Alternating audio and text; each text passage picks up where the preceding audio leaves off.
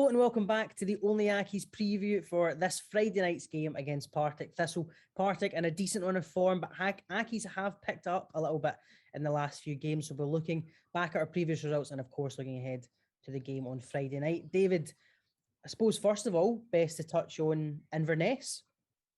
I mean, a victory I don't think any of us predicted other than Brandon, who seems to keep getting fucking points on this league table. But no, listen, thought the performance was fantastic, and you said in the video that if there was ever going to be a result that kind of kick-started our league properly, it was one we wouldn't expect, and you couldn't have asked for a better one than Inverness. No, totally. Like I said, I was expecting a really tough afternoon. I think the first thing I said to you when you got there was, I don't think I've ever been as flat feeling for an Accies game, just because my expectations really were low. But like I said, if it was going to happen, it would come totally against the odds. And see, to be fair, it was a brilliant result. I mean, you thought, I said in my preview that I felt that game was going to be a painful one. And then when it's 30 minutes going, we're 2-0 up, and then go down to 10 men, I thought, there we go, my prediction's going to come true. Because there'd be nothing more painful than losing a 2-goal lead when we really were so comfortable up until that point. But they totally proved me wrong. Defending, they were absolutely superb. I feel like Sean Want was absolutely outstanding. I feel like whenever he has played this season, he has been outstanding for the majority. He's had the odd couple of moments like Falkirk away and things like that, but I think he's been excellent, and he needs to be in our team because I feel like he is right at the spine and was superb. So if we can beat a team like Inverness, who were on the run that they were on with 10 men, I feel like we've got it in us to really get performances, and we've set a benchmark for ourselves. So we know what we're capable of, because it really was a great performance. It wasn't. You mentioned Sean Want. It opened up a little bit of a debate, and I'm sure we'll mention it in another podcast about Jamie Hamilton. Where does he kind of fit back into the team, given the form of Sean Want and even Popescu alongside him? We ended up getting another good result against Aberdeen, the reserves, I should say, Aberdeen B in the cup.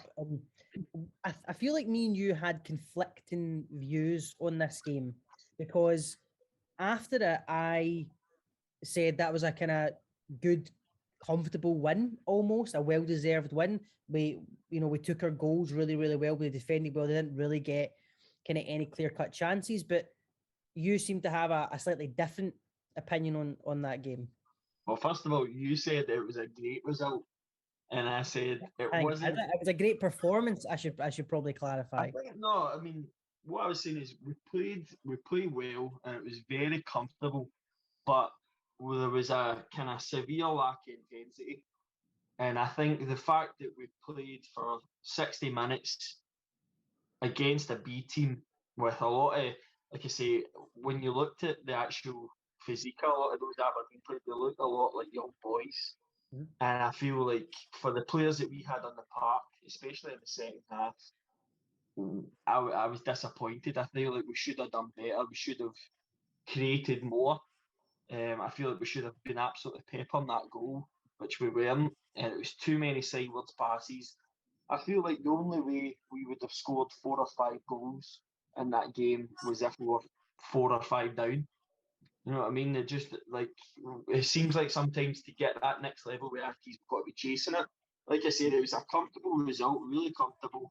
I'm happy with the win. There was no fuss, but I just feel like, given the circumstances, the personnel, and how the game played out, there should have been a lot more intensity and a much better cutting edge. So it's not that I'm not happy with the result, but I think we could have done a lot. We should have done a lot better. When you look at the likes of like Albion Rovers, what was it? They put 6 past St Mirren's B team and things like that. I just don't know why, when it ever comes to cup games over the last few years, whenever we play lower league teams, with the exception of the Edinburgh City game, we just can't actually put a performance where we blow a team away like that. So I think, given the circumstances, we should have done better. Inverness one, I said before it, I don't know, I just had a weird feeling about it. And just watching it, sort of panning out.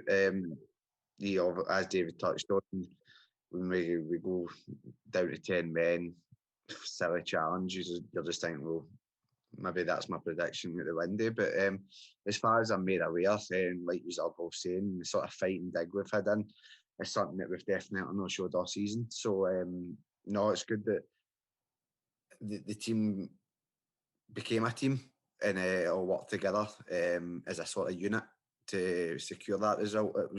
Wasn't until the very latter stages of the match where we actually conceded. So to go that length of period of time with 10 men against the team that's top of the league, yeah, it definitely shows they were all playing for each other and hopefully playing for stand. So no, that was good to see. Then the game against Inverness, the game against Aberdeen B, my feelings, I think if I was at the game and I was watching it, I think I would more have went towards David's side. Yep. That's for not being there. That was my sort of, that's what I gathered from it, is that we won 2-0. It's good to get through to the next round because it's probably the only cup we're going to get anywhere close to getting some sort of run in. But when you're playing a B team and you're seeing other teams' results against these sort of B teams, you were hoping that we would maybe go out and give someone an absolute doing, give everybody else's confidence in the team. But the starting 11 wasn't a starting 11 that it's one that you look at and it's probably like a League Two side. If you look at that starting 11, so I wasn't too surprised at the result, but I would have liked us to go out and give them a do and maybe go into the international break really high in confidence. But we're undefeated in 3, so we went into an international break fairly confident. Hopefully we can take it into Friday. Let's look ahead to Friday. Partick Thistle, a team that are sitting just outside the playoffs. They lost their last game. They won the one just before it. So kind of on a mixed bag of form there. I would say that I'm a lot more confident going into this game than obviously I was against Inverness. I think we will win it. I'm going to say that we will win this game. But I'm just really not sure because whenever we come up against a team that are looking to kind of get back on a winning track or a bit inconsistent with their form, it always seems to be us they kind of kickstart that run with. So I do think we'll win, but it will not be in any sense comfortable. I'm interested what you guys think ahead of Friday. Brandon, I'll come to you first. What are you expecting from that game? I think we've not played Thistle in a while. Thistle games are always very interesting. I think they're even more interesting when we're in the Championship or the League One, whatever you want to call it. So it's a Friday night game. Not played on a Friday night in a long time. Should bring out a decent crowd, both home and away, you'd hope, because Friday night football we've not played in a very long time. And I think it's just going to be a very, what's the best way to describe it, a sort of scruffy game. I think there won't be much in it at all. As you said, Thistle aren't, they're not in the worst running form, but they're nowhere near the best running form they could possibly be. I think myself included and majority of other people that sort of take any interest in this standard of football thought Thistle would maybe have been a bit better than what they have been. So maybe this is a game for them to kick on. But likewise ourselves, we've been nowhere near where many people might have thought we would be this season. We've been far off the ball. So it's two teams that really are looking to sort of get a bit of momentum going in the league. So it's going to be really close. I don't think it's going to any team's going to run away with it. I think there'll be one goal in the match, whether that's 1-0, 2-1. It'll be a very scruffy match. All right, David, what are you expecting ahead of Friday? I think I'm expecting kind of the opposite of what Brandon said. I mean, Thistle are looking at the results are very hot and cold. I mean, like I say, they had a storming 4-0 win at home at Ayr United and then get beat by Queen of the South with practically the same starting 11, I think, going back through all the results, it is kind of one extreme to the other with them. I think there's going to be quite a few goals in the game. I think it's going to be. I think the game's anybody's.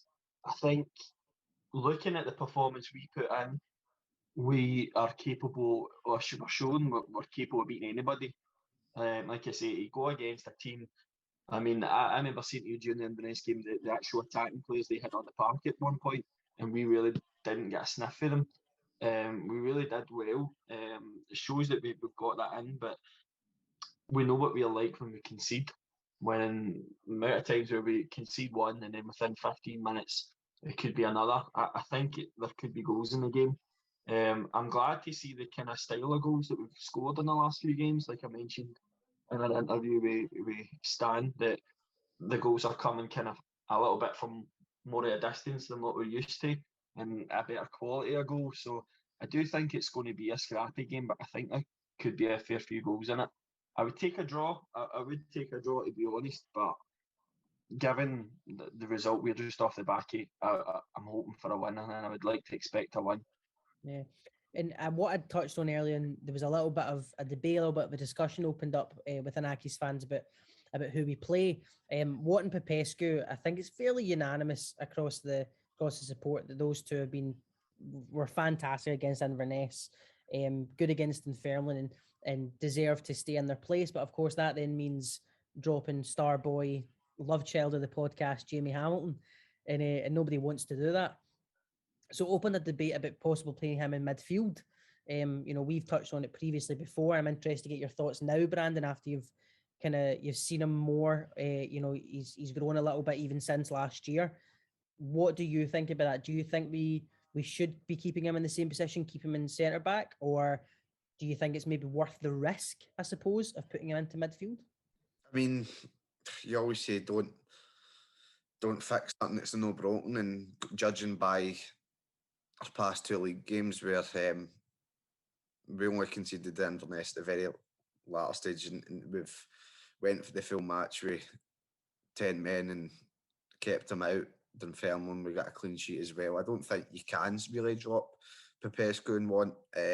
So that being said, Mimno's suspended. You just put Jamie Hamilton in there, didn't you? He's very comfortable in the ball. He's good going forward with the ball. He'll give us a different dynamic compared to that of Mimno. Mimno's obviously usually the out ball when he's playing in that sort of holding role. But if you put Hamilton in there, it will be more like a sort of a Dauphin-esque sort of player in that role. So I don't really think you can, have Jamie Hamilton your starting 11 with the quality as I know, obviously, he's got that red card, which is sort of showing the side of the game that probably does let him down the most, clearly. But I just I just don't think you can have him your starting 11. And if Want and Popescu have been that good the past two games they've played together, you can't drop them either. So I think the most, not the best thing to do would be just fill him in Mimno's the role in which Mimno's sort of left us with. I think Jamie Hamilton would probably thrive in that role, if I'm honest with you. He's a really good centre back, but what we always complimented him on during games and in our videos and that is his composure. Is how many times he's up one-on-one against a guy and just turns him, he's so composed, and having that in our midfield, I think, would do the team a world of good. And I think he would thrive in that. I really do. He's always looking for the ball, even as a centre back. As you've said, he's always trying to push forward. He's always looking forward for passes. I think if you put him in that midfield, we might see not a different side to him, but we might see him even take a step further. And I'm not saying we stick him midfield and turn him into a midfielder like we did Hakeem, but I think giving him experience in that position can only help. I think, down the line, if we need to chop and change again, it opens up that possibility as well. I think those are really interesting points with the Jamie Hamilton in that role, and it is something that I totally agree with. I mean, looking at the characteristics he has, if anything, you feel that when it comes to a bit of a physical battle, he could probably handle himself a lot better than Vegan Mimno can, because ultimately that's what got him these two bookings, where somebody get the better of him, the temper flares, and takes his man out. There were two silly bookings, and to be fair to you, you called it as soon as he got his first booking. you did say he's going to be sent off. The only other thing is I mean, Only prediction I've got right all season. the only other thing is though you kind of look back to the Scott McMahon, Kieran McDonald dilemma we had at the start of the season, where just because you're putting your best players on the park doesn't mean they'll necessarily excel. They need to be in their certain positions because, like you say, it wasn't until we actually got rid of Scott McMahon, or that's not the right term, but sold Scott McMahon, where you started seeing maybe the better off Kieran McDonald. And Scott McMahon really wasn't doing his best either when they were playing him out of position. So that could always be the case for Jamie Hamilton. It is easy to say. I mean, don't get me wrong, I would kind of go out on a limb and say I think he would do well in that position. But there is always the chance where it might just not be for him. And he might not be as composed, he might not have the same presence in the middle of the park. I don't think he'll go with that. I think it will be a case of Ronan Hughes. He, in his interview, he said that he only planned to give him 45 minutes. I think that is in preparation for this game. I think he'll start him because looking at our bench from the past 2 games, we don't really have anyone else in the middle of the park. And I think he will go with an established centre midfielder. Like I say, I would much rather that he do go with the Jamie Hamilton in that position, but I think the only change we'll see is Ronan Hughes for Regan Mimno. I think having Jamie Hamilton in that role as well, just with his composure and with his abilities to take the ball forward, and I think that'll bring a lot of other players into the game a lot better. I think you've saw at the beginning of the season and in sort of the cup games when Jamie Hamilton has been that only sort of out ball who has been the one taking the ball forward. It has brought other players into the game. It sort of gave us a different dimension going forward, or should I say the only dimension we did have going forward at the start of the season. So he's used to playing at centre half, but when he is playing at centre half, he's always that spare centre half. I would much rather we go with him than Ronan Hughes. I think that could bring out like that point you just made there. It could bring out the opportunity for Josh Mullen to kind of go further forward and get better at him, because again we're kind of going by game now, and I'm still yet to be impressed with Josh Mullen. But to be fair, I'm not sure what position we're playing him. There's times where I've said to Ben, I'm screaming to Ben how deep he is, and that's not like, granted I haven't seen a ton of Josh Mullen, but I know that that's not his position. It's not his style of play, and it just feels like we're not getting the best out of him. So that could be something that gives him the opportunity to press forward more. But like I say, what we would like to see and what the manager will go with, I think, are going to be two entirely different things. Yeah, and just before we get our score predictions for the league table, we were speaking just before we started recording about kind of memories of playing Partick Thistle. There's plenty of me. Like Thistle is always one that stands out. It's usually one that stands out for me because when I was a sort of young teenager, I used to always go to the game. There was always trouble with their fans and shit like that. But there's that game. Obviously, first year we were back in the top flight. They score late on, and then we score again straight after them with Tony Andrew. And then we score again to go 2-1 up. And I think that's when we're like top of the league. And the away ending at Thistle, that's one of the loudest I've probably heard us away to Thistle. There's also fast forward about 4 months in that season where it's Martin Cannon's first game in charge and we get pumped 5-0. And we're getting beat 5-0. And I always remember that's just summed up Accies fans to an absolute T. That apparently it was Courier's fault we're getting beat 5-0.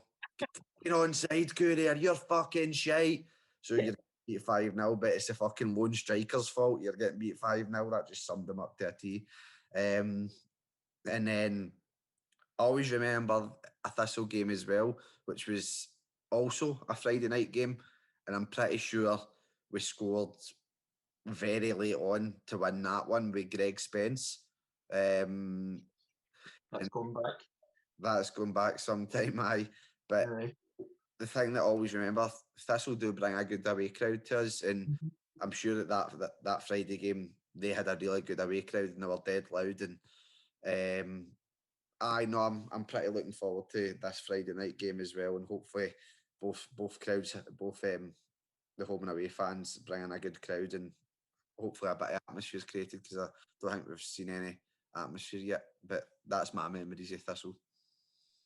Friday night games are definitely a lot more exciting. I think it kind of puts a different perspective on the week as well. The only thing I'm hoping is hopefully the fact that it's on the telly isn't going to hamper the crowd too much, because it would be brilliant to see a big crowd and a good atmosphere and a good game. So I'm really looking forward to it. All right, well, let's get our score predictions just as Scotland begins to kick off. David, we'll come to you first. Let's try and get some points on the board, man. We are struggling, by the way. We are. Don't get me wrong, I'm happy I get the last one wrong. I'm going to go a 2-1 Hamilton win. I just want to say, by the way, just before you give yours, I think you influence the people. I think you've got a wee influence on Accies fans, because you said 2-1, and there was, I would say, 4 or 5 other fans who followed you and said 2-1, and they all get 4 points as well. I think he's influenced the players. I think that was a team talk. So come on, Brandon, 5-0. Oh, see, you just said that to me in my head. You're throwing you off. Right, fuck it. I had a score in my head there, but I'll change it. I'll go 2 each. I'll be a bit more positive. 2 each. 2 each. Right. I'm going to go 1-0. I think Accies 1-0. Scrappy game, but I think we'll get the winner. Well, thank you very much for watching. We hope you guys did enjoy. Of course, we'll see you after the game with our thoughts and speaking to the manager and one of the players. Thanks a lot for watching. We'll see you again after the game.